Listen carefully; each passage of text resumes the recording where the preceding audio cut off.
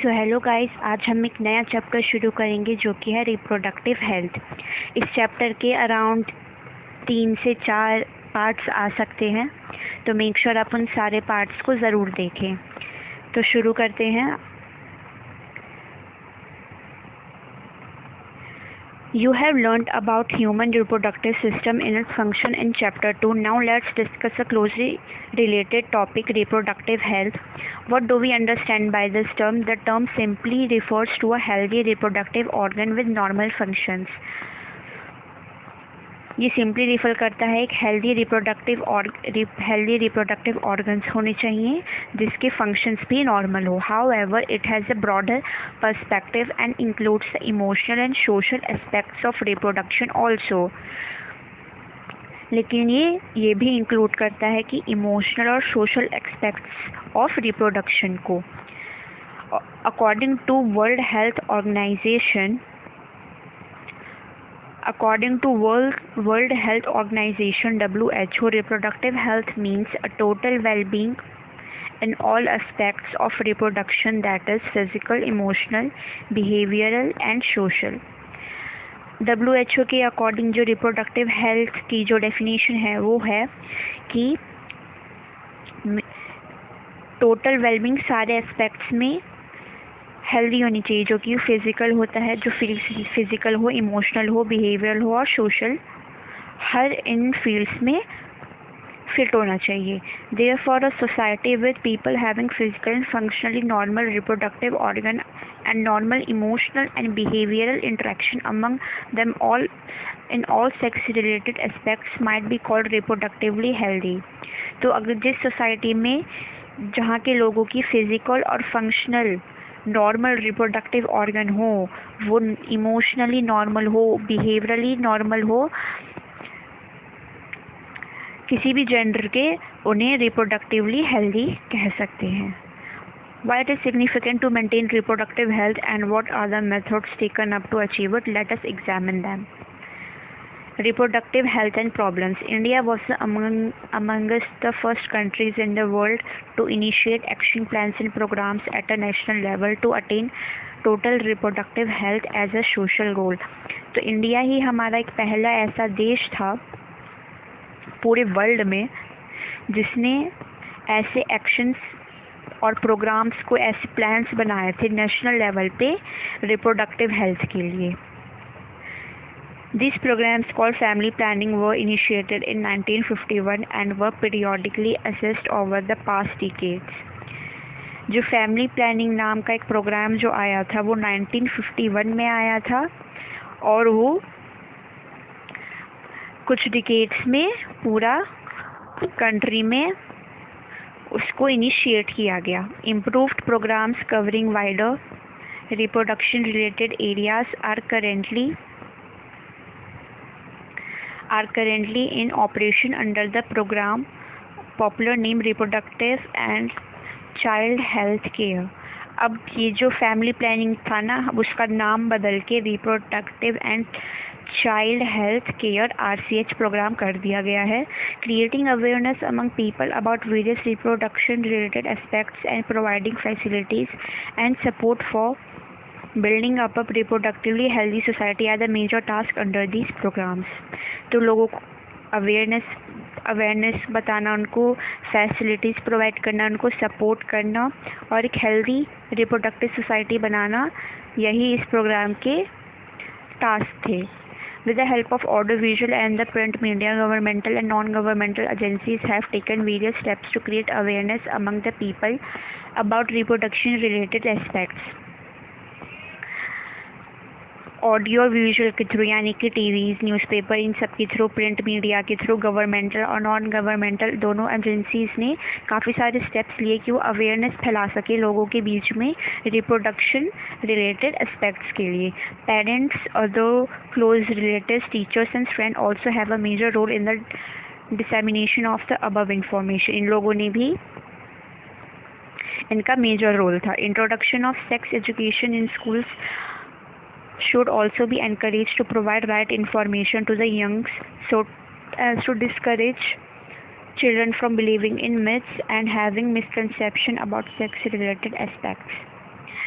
School level पे भी sex education को एनकरेज करना चाहिए कि जिससे जो बच्चे हैं कि जो यंग वंस हैं उन्हें सेक्स रिलेटेड एस्पेक्ट्स के लिए वो किसी भी मिथ पे भरोसा ना करे, किसी भी झूठी बातों पे भरोसा ना करे, किसी भी मिसकंसेप्शन बातों पे भरोसा ना करे. Proper information about reproductive organ, adolescence and related changes, safe and hygienic sexual practices, sexually transmitted disease, STD, AIDS, etc. would help people, especially those in the adolescence age group, to lead a reproductive healthy life. Proper information देना reproductive organs के लिए adolescence और उन adolescence भी कि वो safe और hygienic sexual practice कर सके, और जो सेक्सुअली ट्रांसमिटेड डिजीज़ होता है STDs उनके बारे में बताना, एड्स के बारे में, स्पेशली जो एडोलसेंट एज के जो ग्रुप होती हैं उनको बताना कि एक हेल्दी रिप्रोडक्टिव लाइफ कैसे जिएं.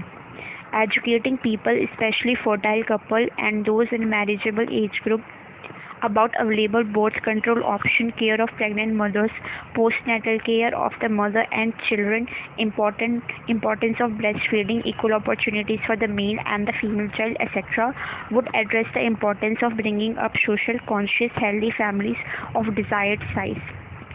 लोगों को एजुकेट करना, स्पेशली जो फर्टाइल कपल्स हैं और जो जिनकी मैरिजेबल एज ग्रुप है उनको इन सब चीज़ों के बारे में बताना कि बर्थ कंट्रोल के क्या क्या ऑप्शंस होते हैं, प्रेग्नेंट मदर्स का केयर कैसे करना, जो पोस्टनेटल केयर होता है मदर का वो कैसे करना, ब्रेस्ट फीडिंग की इम्पोर्टेंस बताना, इक्वल अपॉर्चुनिटी बताना मेल और फीमेल चाइल्ड की, ये सारी चीज़ें इम्पोर्टेंट है अवेयरनेस के लिए. Would address the importance bringing the social conscious healthy families of desired size. Awareness of problems due to uncontrolled population growth, social evils like sex abuse and sex related crimes etc. need to be created to enable people to think and take up necessary steps to prevent them and thereby build up socially responsible and healthy society. इसका भी awareness कि जो uncontrolled population growth हो जा रहा है और जो एवल सोशल है सेक्स अब्यूज़ का, जैसे सेक्स रिलेटेड क्राइम्स जो होते हैं, इन सब के लिए भी लोगों को अवेयर करना. Successful implementation of various action plans to attain reproductive health requires strong infrastructure facilities, professional expertise and material support. एक सक्सेसफुल एक्शन बनाने के लिए रिप्रोडक्टिव हेल्थ के ऊपर एक इंफ्रास्ट्रक्चर फैसिलिटी होनी चाहिए, स्ट्रॉन्ग इंफ्रास्ट्रक्चर फैसिलिटी होनी चाहिए, प्रोफेशनल्स होने चाहिए, एक्सपर्टीज होनी चाहिए और मटेरियल सपोर्ट होना चाहिए. These are essential to provide medical assistance and care to people in reproduction related problems like pregnancy, delivery, STD, abortion, contraception, menstrual problems, infertility etcetera. ये एसेंशियल होने चाहिए कि ये प्रोवाइड करें मेडिकल असिस्टेंस प्रोवाइड करें लोगों को,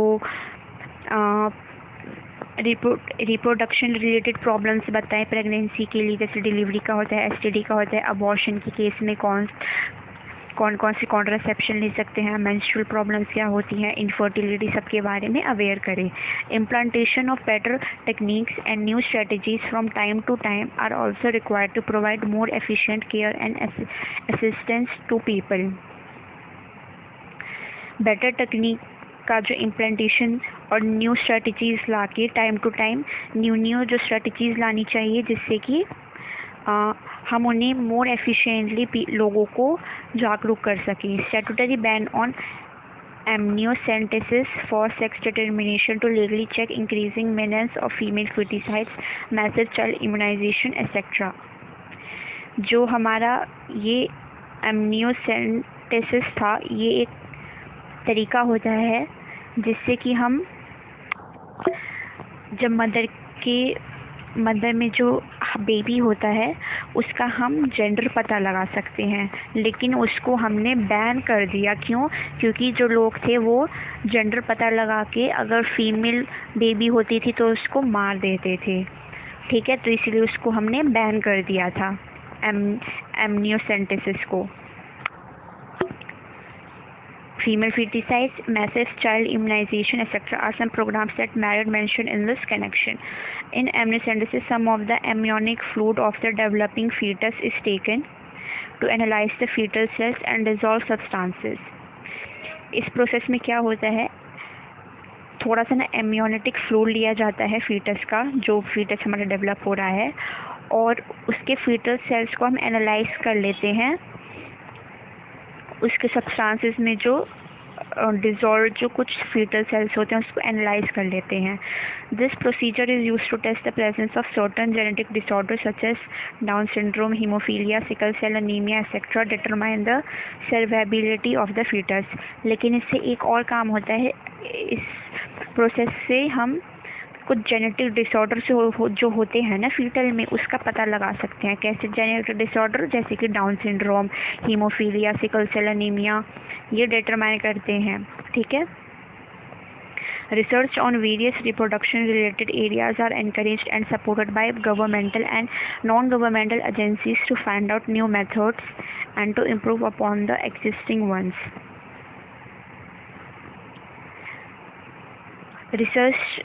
रिसर्च हुई काफ़ी ज़्यादा रिप्रोडक्टिव रिलेटेड एरियाज़ में, और उनको एनकरेज किया गया गवर्नमेंट और नॉन गवर्नमेंट एजेंसीज़ के थ्रू कि वो न्यू मेथड्स को अपनाएं। Do you know that Saheli a new oral contraceptive for females? एक सहेली थी जो कि एक न्यू ऑरल कॉन्ट्रासेप्टिव था फीमेल्स के लिए,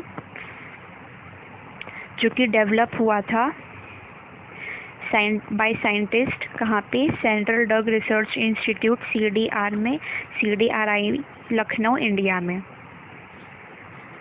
central drug research institute CDRI।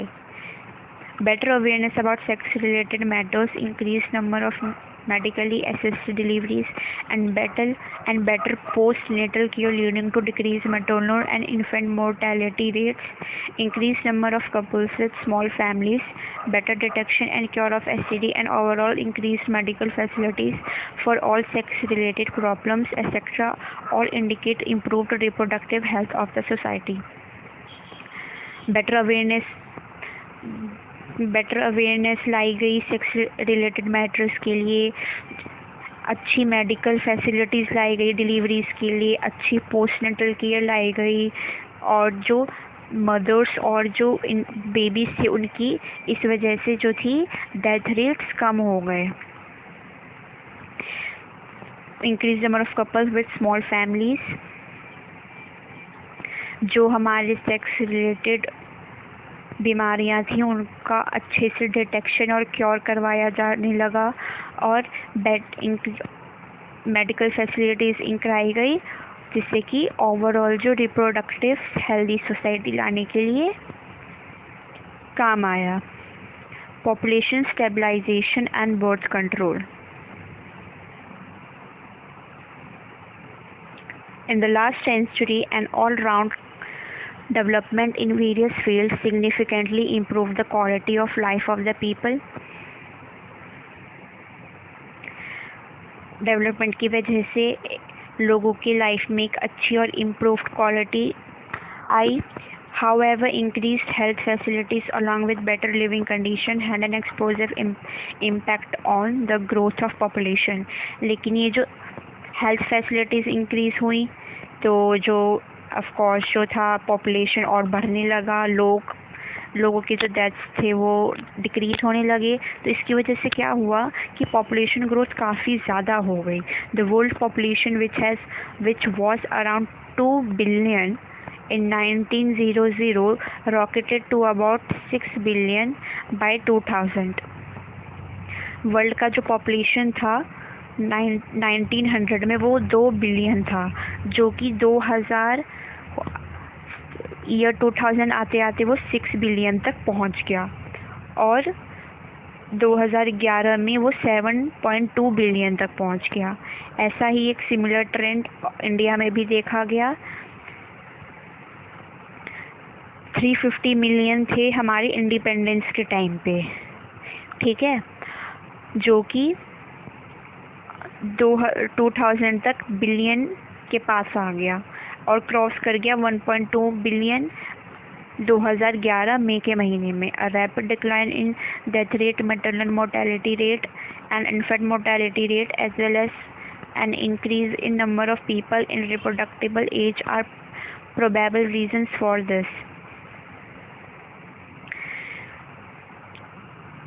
जो डिक्लाइनिंग हुई थी डेथ रेट में, जैसा कि मैंने अभी बताया, मैटरनल मोर्टेलिटी रेट में मदर्स के डेथ रेट कम हो गई, जो बेबीज थी उनकी डेथ रेट कम हो गई, और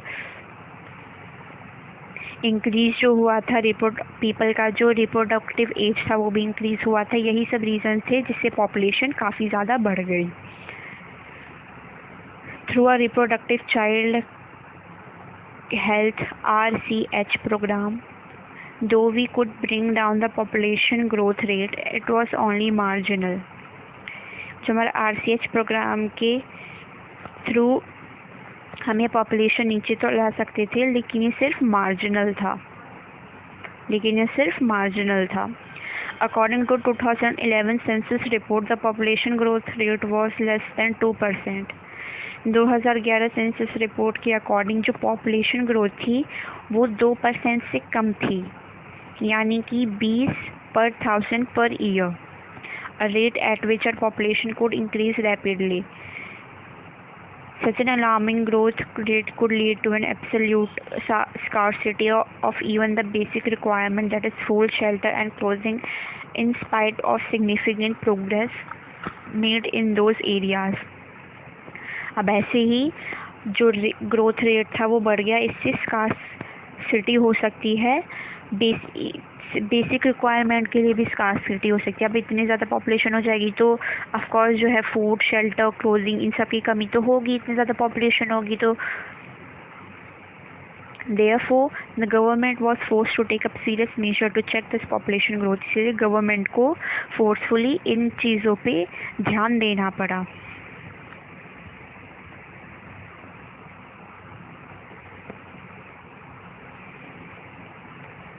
The most important step to overcome this problem is to motivate smaller families by using various contraceptive methods. इसको ओवरकम करने के लिए एक इम्पॉर्टेंट स्टेप लाया गया कि जो स्मॉल फैमिलीज हैं वो कॉन्ट्रासेप्टिव मेथड्स को यूज़ करें. You might have seen advertisement in the media as well as poster bills showing a happy couple with 2 children with the slogan हम दो हमारे दो V2 R2. हमने एड्स में देखा है कि एक जो स्लोगन दिखाते हैं हम दो हमारे दो, जिसका मतलब है V2 R2. Many couples, mostly the young urban working, have been adopted and 1 child norm. जो अब के जो यंग लोग हैं, स्पेशली अर्बन एरियाज़ के, जो कि काम पे जाते हैं, काम करने वाले लोग हैं, वो उन्होंने 1 चाइल्ड नॉर्म अपनाया है कि सिर्फ वो एक ही चाइल्ड रखेंगे. Statutory raising of marriageable age of female to 18 years. Statutory raising of marriageable age of female to 18 years and that of males to 21 years and incentives given to couple with small families are two of the other measures taken to tackle this problem. खैर अब तो females की भी ज़्यादा हो गई है ये वाला एज मैरिज की. अब ये भी जो है